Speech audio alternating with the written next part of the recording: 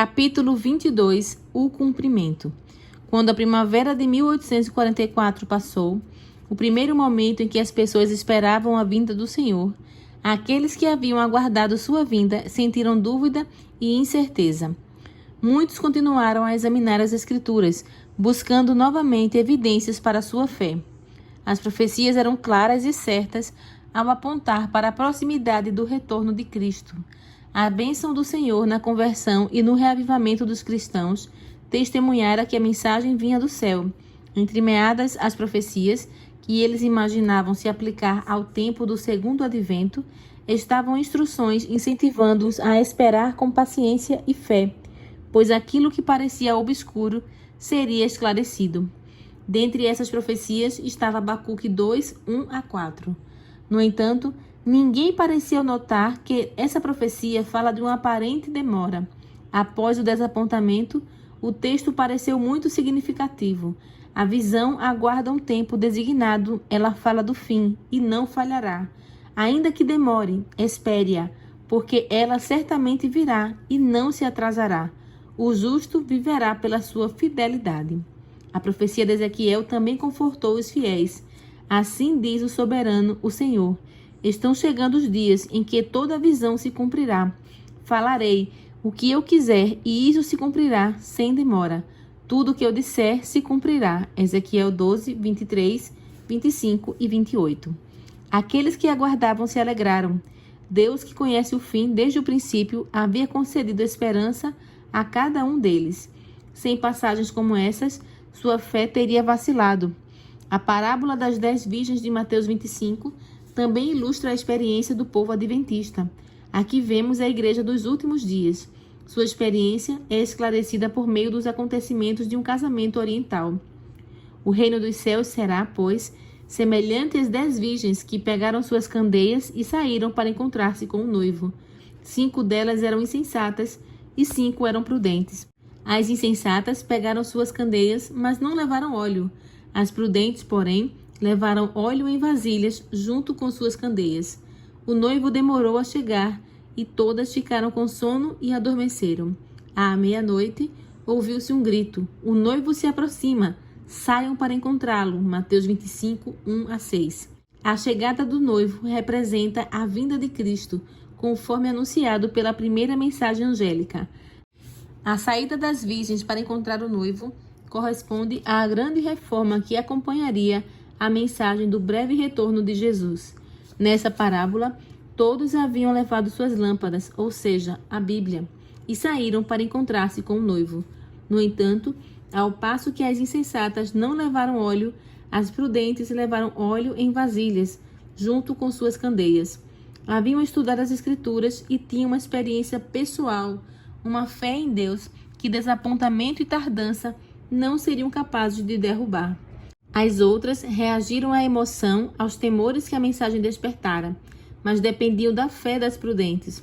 Satisfeitas com a luz vacilante da emoção, sem a compreensão completa da verdade, nenhuma obra genuína da graça no coração, saíram para encontrar o Senhor, esperando recompensa imediata, mas não estavam preparadas para a demora e o desapontamento.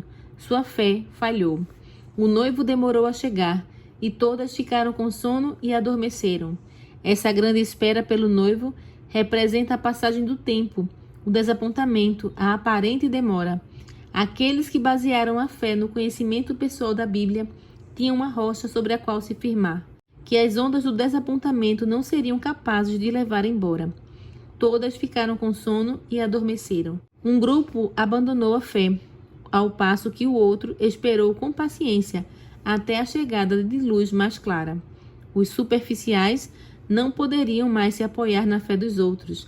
Cada um deveria permanecer em pé ou cair por conta própria. Fanatismo. Por volta dessa época, o fanatismo começou a aparecer. Alguns que alegavam crer no advento demonstravam zelo distorcido. Suas ideias fanáticas não ganharam a simpatia da maioria dos adventistas, porém, trouxeram graça à causa da verdade. Satanás estava perdendo seus servos e, a fim de dar uma má reputação à causa de Deus, trabalhou para enganar alguns que se consideravam fiéis, levando-os a extremos. Então, seus seguidores estavam prontos para se apropriar de qualquer erro, qualquer ato estranho ou questionável e apresentá-lo da maneira mais exagerada possível, a fim de retratar o adventismo como se fosse uma desgraça. Quanto mais pessoas professassem a fé no segundo advento, mais vantagem obteria, pois seu poder controlava o coração delas. Satanás é o acusador dos nossos irmãos. Apocalipse 12:10. Seu espírito inspira seus seguidores a vigiar em busca de defeitos no povo de Deus, a fim de chamar a atenção para eles, sem jamais mencionar suas boas ações. Ao longo de toda a história da Igreja, nenhuma reforma jamais foi adiante sem enfrentar sérios obstáculos. Em todas as igrejas fundadas por Paulo, alguns que alegavam ter aceitado a fé sempre faziam heresias. Lutero também sofreu com fanáticos que diziam que Deus havia falado diretamente com eles, colocando as próprias ideias acima das Escrituras. Muitos foram enganados pelos novos mestres e se uniram a Satanás para derrubar aquilo que Deus levara Lutero a edificar. Os irmãos Wesley viram a obra de Satanás arrastando pessoas desequilibradas e não santificadas para o fanatismo. Guilherme Miller não simpatizava nem um pouco com o fanatismo. O diabo, dizia ele, exerce grande poder sobre a mente de alguns. Com frequência, encontro muito mais evidências de devoção genuína a Deus em um olho vivo, uma bochecha molhada e uma reação abafada do que em todo o barulho da cristandade. Durante a Reforma, seus inimigos colocavam a culpa pelos males do fanatismo sobre aqueles que trabalhavam mais fervorosamente contra ele. Os que se opuseram ao movimento adventista seguiram uma prática semelhante, sem se dar por satisfeitos apenas exagerando os erros dos fanáticos. Eles espalhavam relatos que não chegavam nem perto da verdade. Sua paz tinha sido perturbada pela proclamação de que Cristo estava prestes a vir. Eles temiam que fosse verdade, mas esperavam que não. Esse era o segredo de sua guerra contra os adventistas. A pregação da primeira mensagem angélica tinha a tendência direta de conter o fanatismo. Aqueles que participavam desse movimento solene estavam em harmonia. O coração de cada um estava repleto de amor uns pelos outros e por Jesus, a quem esperavam ver em breve. A mesma fé e a mesma bendita esperança se provaram um escudo contra os ataques de Satanás. Correção do erro. O noivo demorou a chegar e todas ficaram com sono e adormeceram. À meia-noite, ouviu-se um grito: o noivo se aproxima, saiam para encontrá-lo. No verão de 1844, os fiéis proclamaram essa mensagem usando exatamente as palavras das Escrituras.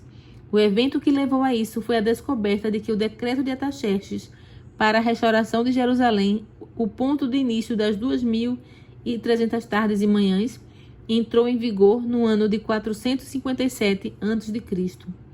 Não no início daquele ano, conforme se acreditaria até então. Iniciando o cálculo no outono de 457, os 2.300 anos terminariam no outono de 1844. Os símbolos do Antigo Testamento também apontavam para o outono como o momento em que a purificação do santuário deveria ocorrer.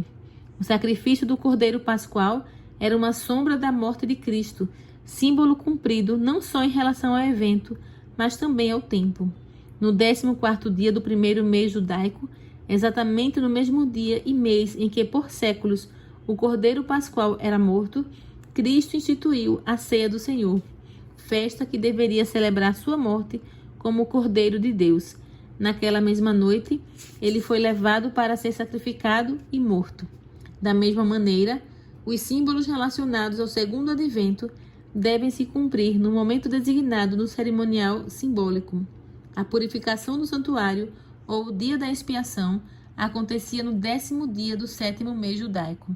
Nesse dia, o sumo sacerdote, depois de fazer a expiação por todo Israel e assim remover os pecados do santuário, saía e abençoava o povo. Por isso, acreditava-se que Cristo apareceria para purificar a terra, destruindo o pecado e pecadores, bem como para abençoar com a imortalidade o povo que o aguardava. Acreditava-se que o 10º dia do 7º mês, o grande dia da expiação, o momento da purificação do santuário, que em 1844 caiu no dia 22 de outubro, seria o dia da volta do Senhor.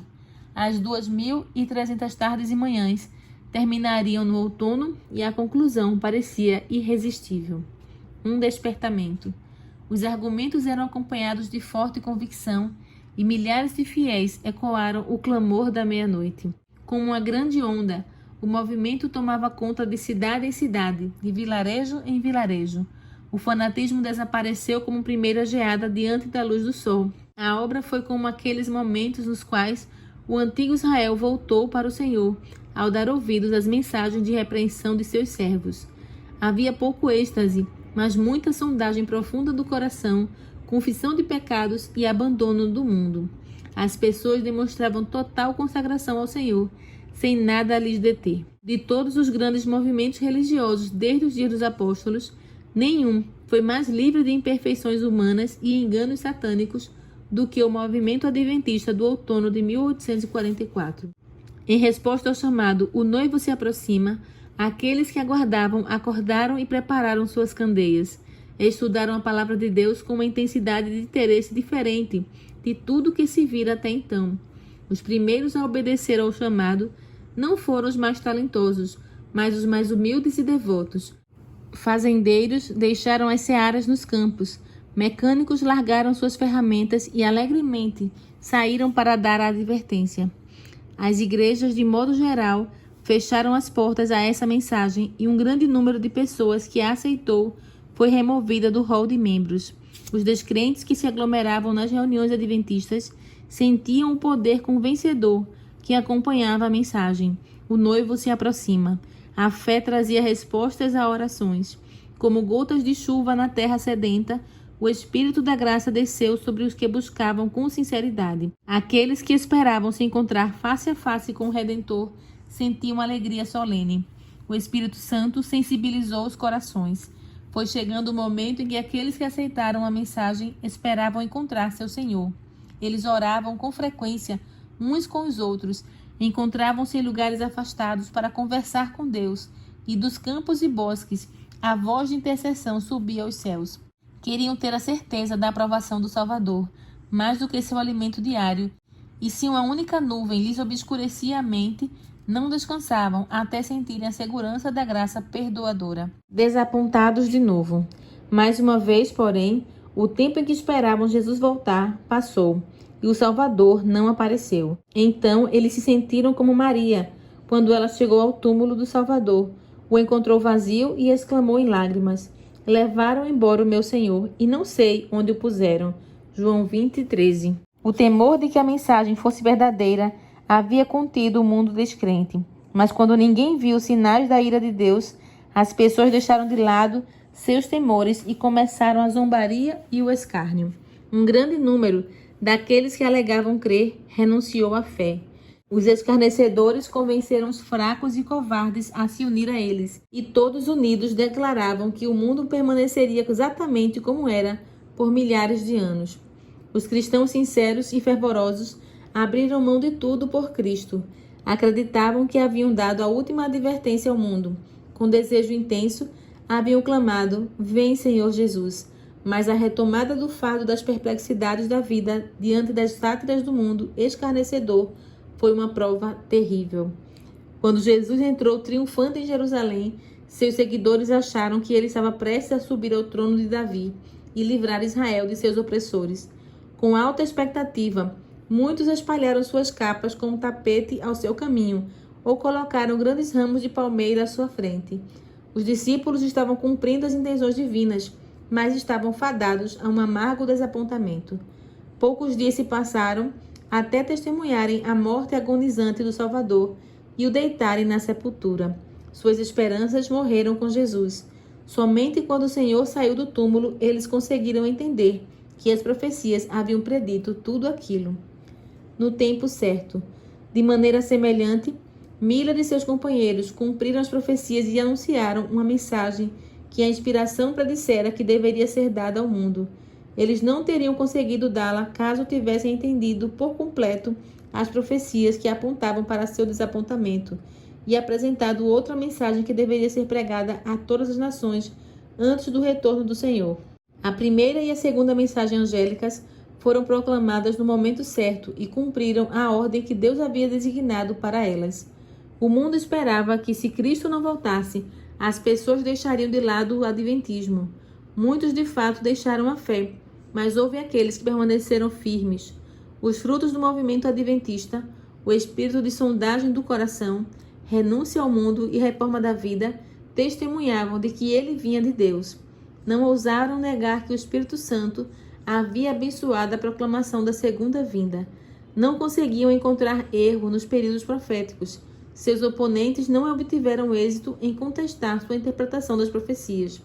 Não podiam concordar em renunciar às crenças que haviam chegado por meio do estudo fervoroso das Escrituras em atitude de oração, por mentes iluminadas pelo Espírito de Deus e corações ardendo com seu poder vivo, as quais tinham resistido com firmeza aos argumentos de adversários cultos e eloquentes. Os adventistas confiavam que Deus os havia conduzido a dar a advertência do juízo. Declararam: ela provou o coração daqueles que a ouviram, de modo que aqueles que examinaram o próprio coração souberam de que lado estariam quando o Senhor viesse. Se exclamariam: este é o nosso Deus em quem esperávamos e ele nos salvará, Isaías 25:9, ou se pediriam às rochas e montanhas que caíssem sobre eles e os escondessem da face daquele que se assenta no trono, Apocalipse 6:16. Guilherme Miller expressou o sentimento daqueles que ainda confiavam que Deus os havia conduzido. Minha esperança no retorno de Cristo está forte como nunca. Fiz somente o que senti ser meu dever, após anos de solene reflexão.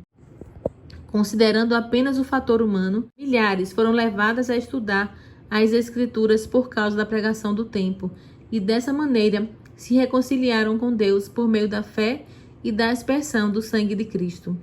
Não desistir. O Espírito de Deus permaneceu com aqueles que não negaram apressadamente a luz que haviam recebido, renunciando ao movimento adventista. Por isso, não abram mão da confiança que vocês têm. Ela será ricamente recompensada. Vocês precisam perseverar, de modo que, quando tiverem feito a vontade de Deus, recebam o que ele prometeu. Pois em breve, muito em breve, aquele que vem virá e não demorará. Mas o meu justo viverá pela fé, e se retroceder, não me agradarei dele.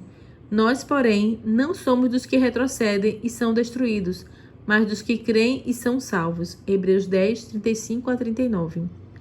Esse conselho é dirigido à igreja dos últimos dias. Subtende de forma clara que o Senhor pareceria ter adiado sua vinda. As pessoas mencionadas na passagem haviam feito a vontade de Deus ao seguir a orientação de seu Espírito e de sua palavra. Porém, elas não entenderam o propósito de sua experiência. Foram tentadas a duvidar se Deus de fato as havia conduzido. As palavras "o meu justo viverá pela fé", Hebreus 10:38, se aplicavam a este tempo. Abatidos pela esperança decepcionada, só poderiam se manter firmes por meio da fé em Deus e em sua palavra.